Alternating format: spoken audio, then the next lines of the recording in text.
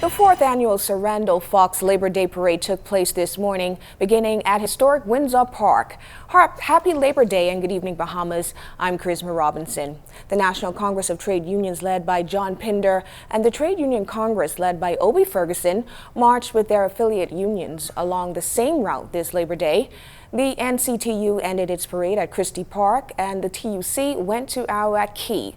Hundreds of workers wore union T-shirts while dancing to Bahamian and soca music in a show of solidarity. We have team coverage starting with Carla Palmer on the nation's largest trade union, the National Congress of Trade Unions of the Bahamas.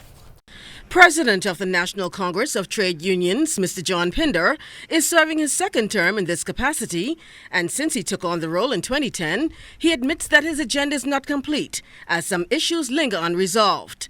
As he continues to lobby for workers' rights, most immediate at this time, he says, is the fight for the health and safety of employees on the jobs. We want the employer and the government in particular to ensure our members work in a healthy and safe environment conducive to productivity.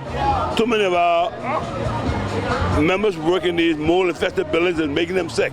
So that's a huge problem that we have. The union's push for economic empowerment remains a priority, which he feels could be further advanced by amending the Employment Act. We're looking for that financial stability.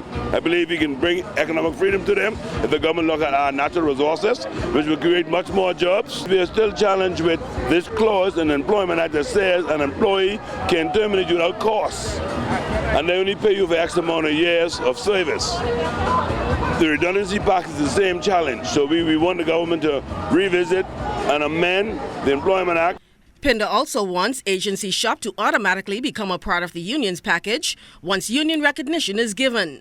Additionally, the NCTU president is calling on the National Tripartite Council to move with more fervor and the Minister of Labor to advance the cause with respect to all the stated outstanding issues. My first stand as president of the National Congress, we've been vying for these things to happen. So that has been as far back as 2010. We've been trying to get some of these matters resolved. And you still remain optimistic? Well, I'll tell you this much. There's an election fever in there. If these politicians ain't talking to dog the trade union movement 1 year, then we have to find a party that will do that. Look over the best interest of Bahamians, secure economic freedom for all. Pinder, who is up for election in November, says he will remain steadfast in his resolve to securing for workers the rights they not only deserve, but are entitled to. Carla Palmer, ZNS Network News.